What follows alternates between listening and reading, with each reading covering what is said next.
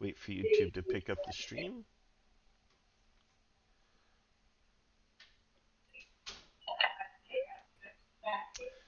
Hello, everyone. Welcome to Coffee, Kegs, and Kriegsspiel. I'm your usual host, Marshall, coming at you from the International Kriegsspiel Society headquarters, or one of our dozens of headquarters around the world.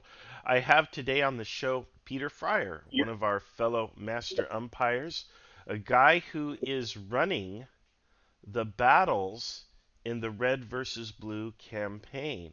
And he is putting up with a lot of crud. A lot of it coming from me and coming from other players. So today's episode is going to be talking about mistakes and objections and whatabouts. Because as umpires, we get that all the time. We get these questions, but what about my skirmishers? What about the order that I sent, 40 minutes ago to do this? What about my dispatch? Did my dispatch arrive? You know, and things like that. And things like that happen all the time. Sometimes stuff gets overlooked. Sometimes the umpires make mistakes. Sometimes the umpires just say, oh, well, deal with it.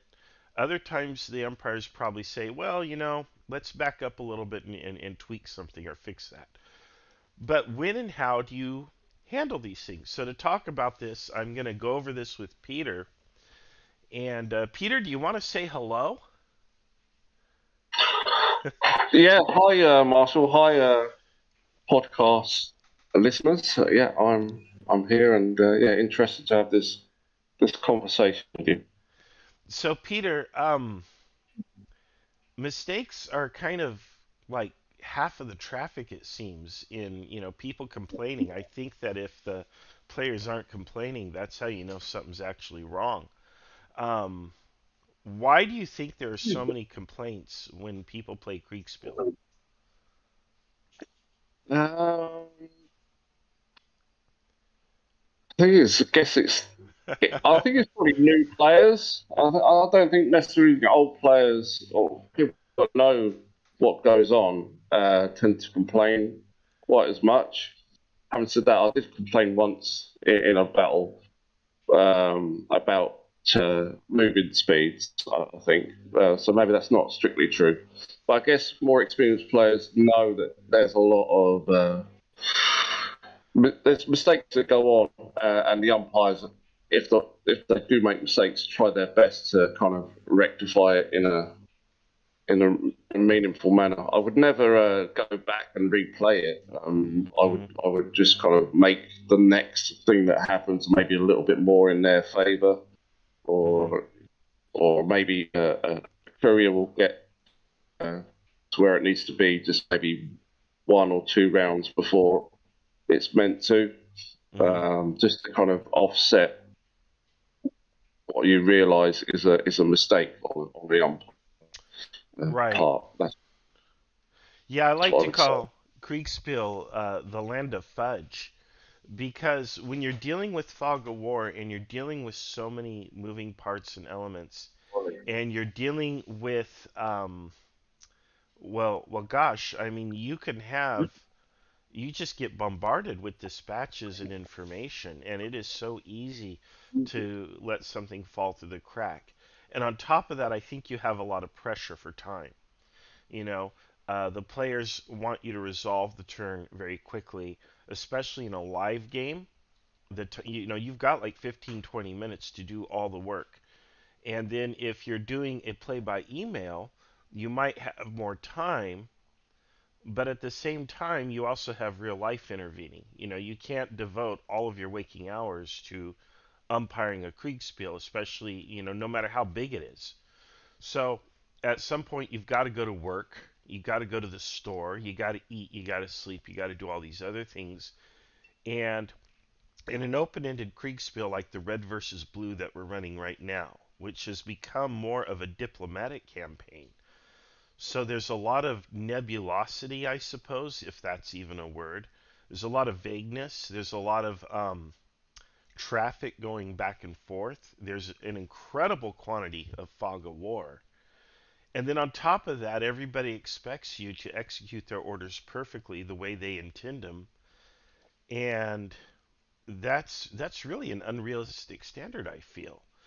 Um, how do you how do you deal with us being such Well, crybabies?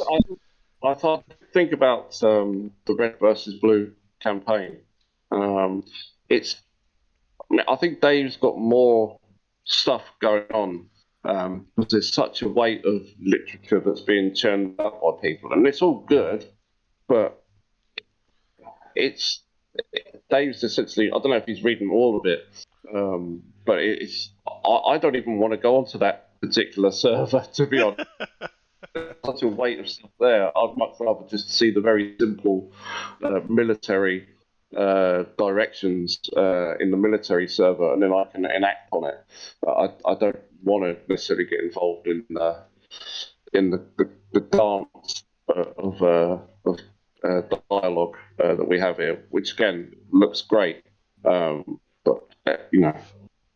people Right. are only looking at people are only looking at what they're looking at, and the umpires, specifically Dave, probably needs to look at absolutely everything. And you can well imagine times in whatever you write by 10 or 15, it kind of take a long time. So I I kind of felt like it's turned into a gelatinous cube, basically, as in it's just eating thing uh, um, in its wake.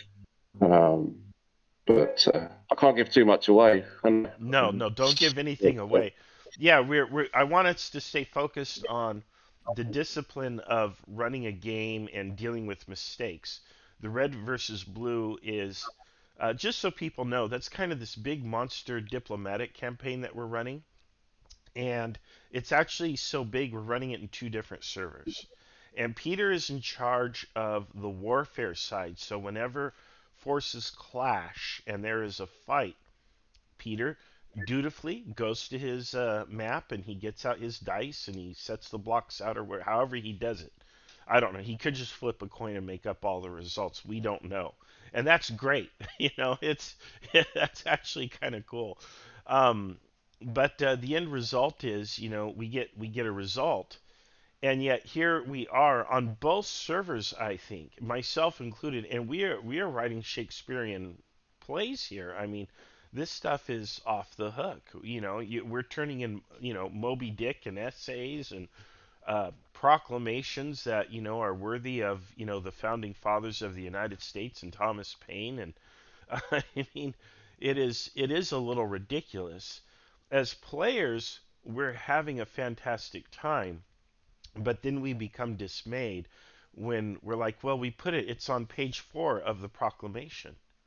It clearly states on page 4, subsection 2, paragraph 3, the fourth sentence down, exactly what I want to do. Why didn't you do it, Peter?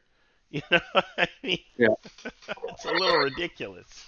it is. But again, it's just a case of I'll, I'll take whatever information I feel I can take on, and anything that's mixed up in great literature is likely not to get implemented the way it is. But then I'll turn it through whatever system I'm using, which you'll never know how I'm running the battles.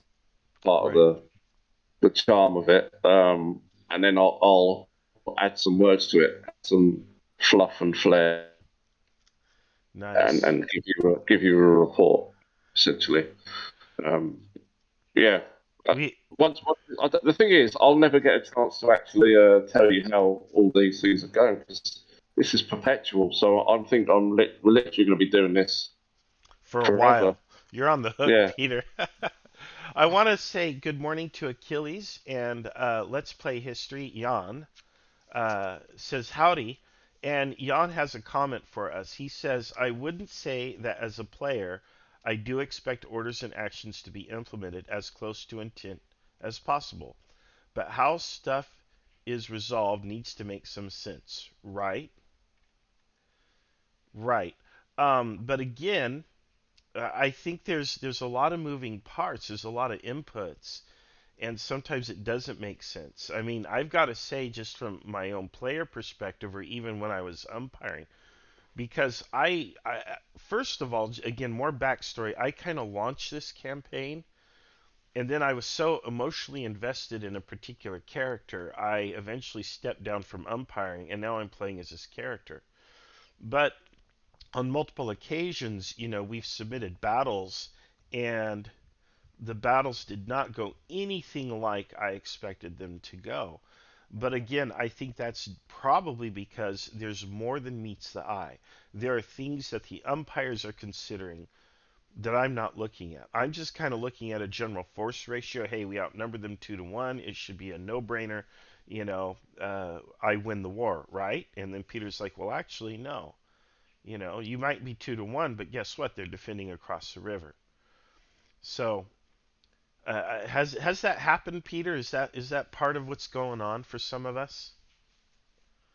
Yeah, essentially, like the way the speeds of troops, people have been commenting, Jan, about how can this person be in this location at this time.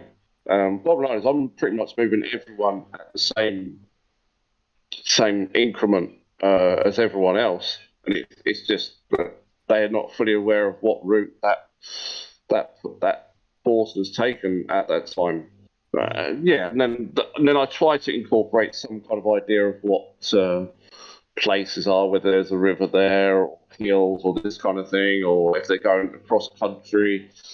Uh, Again, I'm not, I haven't got the time to go into any detail and say, there's 34 hills in the way, so I'm going to knock your movement down by 34 millimeters on the map. It's just, Right, right. yeah, But yeah, you're right. Terrain also becomes a factor. Weather could be a factor. You could be playing weather effects, and again, we don't always know all of the inputs that goes in. Um, there are times when, as an umpire, I make mistakes, and then how I handle those mistakes typically depends on a couple of factors. For me, the first one is how long has it been since the mistake was made? And number two, how big of an impact does the mistake have on the game? So, mistakes age with time, so they kind of age out. If you report something to me the moment I make the mistake, I'm much more likely to go back and say, oh man, you're right, I've made an error, let's fix it. On the other hand, if the turn has proceeded, if we have moved on from that mistake, I am far less likely to go back and correct it. And then it comes down to the second criteria, how big, what's the impact of the mistake on the game? If the impact of the mistake is so great that it spoils the game entirely, that I just broke the scenario, I'm very much inclined to go back and fix it or do something to fudge it. I might not necessarily re-roll it, especially if I've given reports to all sides. But if it's not that big a deal, we just say, well, blame your lieutenant. If it's something as simple as I ordered my units from point A to point B, and they were to take this particular route to get there, and guess what? They veer off to the side. That actually happens. It happens all the time in war, and some of those mistakes I just let the players deal with them, and I think it adds some spice or some flavor to the game. That's kind of how I approach it. What's your approach to mistakes? If you make a mistake, what do you do, Peter? yeah. I think a minimum requirement of, I guess we're calling them master umpires, but umpires in general, is to not absolutely not make a game that breaks. That's just kind of basic principles of, Hmm. and what classifies as a broken game. Is it where forces literally don't meet each other? I think that's probably the main criteria of it. You want a bit of movement to contact, but you generally want everyone getting stuck into something during a period of the battle. So if you create a scenario where nobody makes contact at all, then that's like broken 101 basically on that. As regards to anything else, I think we alluded to a previous battle where the cuirassiers smashed into um, three positions within an hour or so. That was a Oh yeah. mistake, Hmm. but it didn't break the game, Right. and we did actually put in uh, a situation that wouldn't they wouldn't literally be able to do anything more from that point. But they probably got they probably would have only really been able to do one hit, one attack, and then they would have had to retire. They might have been able to get another attack in towards the end of Hmm. that battle. Hmm. Um, so that was a mistake. Though we don't have the rules for it, it was just something we probably should have factored in. Right. The horse is going uphill, charging three different targets, and still being involved. Yeah, Yeah. it's Yeah. better. It's better for. Did I lose you, Peter? I don't know. Have you lost me? It sounds like you cut out. Oh, okay. You were saying it's better, and then you cut out. Yeah, I think it's better for cavalry to charge uphill than downhill, but obviously flat terrain is preferable Right. in that. Just Battle of Hastings, I think the Normans charged their cavalry uphill to some good effect. Hmm. So yeah, charging uphill is, at least from my perspective, and again, it's all about perspective. I don't think cavalry charging uphill is such an issue for especially heavy cavalry.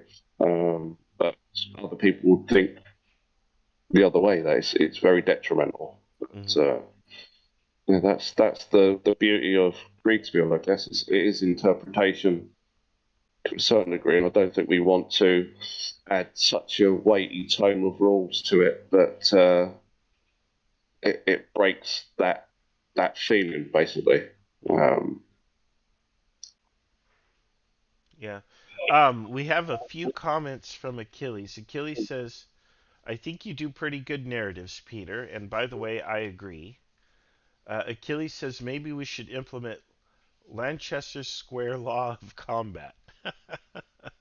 Some sort of a metric there. And then nothing more dangerous than a second lieutenant with a map, he adds, which is definitely true. And that kind of brings us to another topic that's somewhat related. And you and I talked about this at some length prior to the show.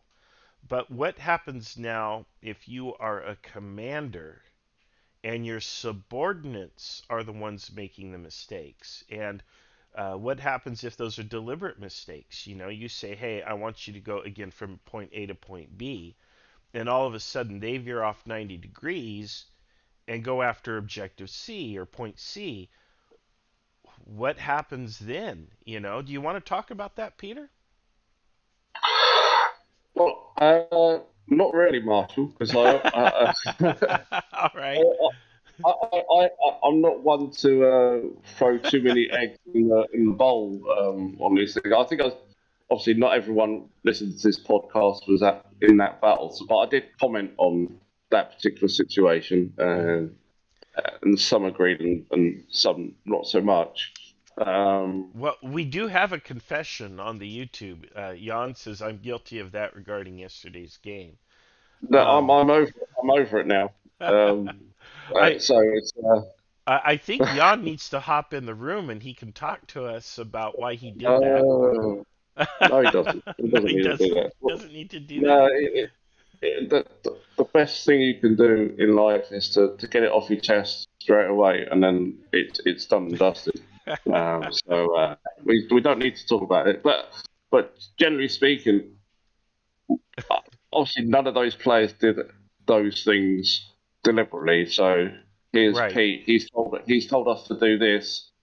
We're now going to go off and do something completely different. Right. I, Right. And I I don't think don't. we've ever, yeah, I don't think we've ever come across anybody that actually trolls the game. So you obviously Right. get trolls in other games. You could get a troll in this game as well that literally just destroys their command. Um, I've never run into that in years of yeah. playing though either. but I do think that's a thing where you're a commander and you've formulated a plan and the plan just goes off the rails. Now, I mean, obviously Clausewitz, the most famous quote in wargaming, right? No plan of battle ever survives first contact with the enemy.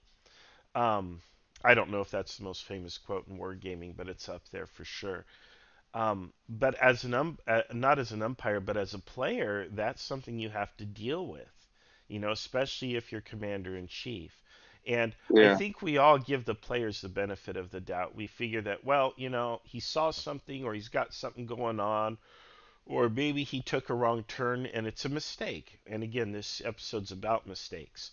Um, or maybe the player just decided, you know what, this is a faster route or whatever. Or maybe, even though this isn't the letter of the order, this is the spirit of the order. Because you get into a conflict between the letter of the order and the spirit of the order. And, all kinds of things happen in this game. And like we like to say in the IKS, is you're in command, but you're not in control. And you have to handle that as a leader, as a player, and of course as an umpire. I've got to tell you, I mean, it has been time and time again where as a player or an umpire, I have set up a scenario where the outcome should be a foregone conclusion, and then none of the players did anything at all that I expected.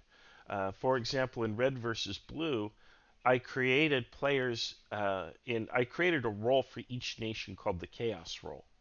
And these were secret players, and their entire purpose was to create problems for the power that they're in. Half of the players did exactly that, but then the other half immediately just exposed themselves and went right to their national leaders and shook hands with them. And I'm like, well, okay, you're supposed to be doing something else, and instead you're cutting these sweet deals with them. And as an umpire, that's quite a challenge because you set a scenario and then the players break it. And I'm not sure how to handle that, Peter. Maybe you have some advice for me there. I do, Marshall. It is don't put so much effort in before you actually run an event, because it never goes the way you want it to go anyway. Right. Put the bare minimum in, and let the characters and the players develop the story um, from there. That's what I do on the whole Dungeons and Dragons side of things. I put the bare minimum of effort into. I'm not saying like super late.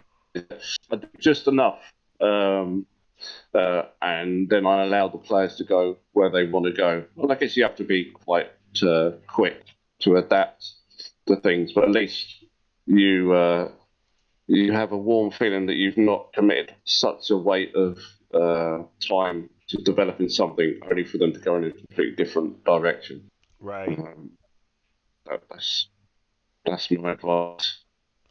Yeah, because that definitely happens where the players just kind of go off the rails and do the most unexpected things. It's also sometimes fun as a player, though, when other players do things that kind of surprise you or shock you. And you're like, oh wow, I did not see that one coming. And that's why red versus blue has turned into what looks like the Game of Thrones. Again, it's not really a Kriegsspiel at this point. It's more of a diplomatic role-playing game with Kriegspiel elements kind of lingering on the fringe. But we're having such fantastic fun role playing it. And I like the way that Kriegspiel, is actually the great grandfather of all these other things. Role playing has Kriegspiel elements. D&D evolved from Kriegspiel. Wargaming evolved from Kriegspiel. So in a sense, I guess Reeswitz is looking down, smiling from heaven, I would suppose. Maybe not, but maybe he's frowning at us. Yeah, But we're having so I much fun, and really that's the point of the exercise. was going to say if it does continue, I might literally just roll a dice for everyone that's traveling. On a roll of one, they fall into a ditch and break their neck. Well, I just want to kind of cut the grass a little bit. as it were. Make it a D10. It'll be a proper decimation then. 1 in 10 chance of breaking your neck on any particular journey. Yeah, that's Well, I love that. I love like today you kind of gave the edict, because we kind of have this rule in the IKS, and it's an unspoken rule. But generally, we don't eliminate players from their games. And typically, that applies to our battles. We're never going to have a commander who's just doing their ordinary Kriegsspiel thing, and all of a sudden, oh, you're hit by a sniper, you're out of the game. And they're like, what? We don't want players to be blindsided like that. We actually want humans to play the game, not be observers just sitting on the sidelines. Well, I was playing, but I got killed. We don't want that. So we try not to eliminate players from games. But there are scenarios where a player deliberately puts themselves into some kind of lethal danger. Like I remember one time I was running a game in Los Angeles, and I had the player say, I'm going to do the total low Armistead at Gettysburg thing, where he's going to put his hat on the sword and he's going to march out in front of everybody. And it was a suicidal charge he was making. And I was like, are you sure? Are you sure? Are you sure? And he's like, oh, yeah, oh, yeah, oh, yeah. And of course, I set the rules for player death. And sure enough, not only did he make the roll to get hit, he made the roll to end up being killed. And he was eliminated from the game because, I mean, that was the risk. There has to be some kind of a consequence or a potential consequence for doing things that are just kind of out there. And if there is no consequence for taking certain actions, players are going to abuse that fact. They're going to sniff it out. They're going to realize there's no consequence for doing this. Let's just go do it. And then, if anything is going to break or ruin a scenario, it could be that. However, as you as you said, within the past 24 hours, you made a post saying, "Look, if you're going to participate in these battles and you're going to play this Game of Thrones stuff, that's fine, but understand there's a risk of death." And I think we've already had some players respond uh, affirmative and negative on that. Some players just want to say back and play the diplomatic game, and other people like myself were like, "Hey, let's do this. Let's have some consequences." I think people um, don't understand the benefits of dying Hmm. in this game because it becomes a story. I mean, you just remembered that particular story of that guy making that charge. Now, if he hadn't have actually put himself in front, you wouldn't have remembered that particular situation. So Right. it's all about creating memories. Again, I can't comment on too much, but you actually I can't comment at all about it. But something's happened recently, and that created some memories. Some trauma. Yeah, yeah. And even I mean, I actually felt real emotions, and I know we can't talk about any details here, but I'm certain it evoked emotional responses from everyone involved, including yourself as an umpire. We have to remember umpires are humans; they have feelings too. They kind of get caught up in the story, and they enjoy the story. I mean, that's the payoff for umpiring, right? Is you get to Mm. be part of the story. Um, Real quick, we have a few more comments before we wrap up. Achilles says the personalities of commanders have always been a factor in war, which is true.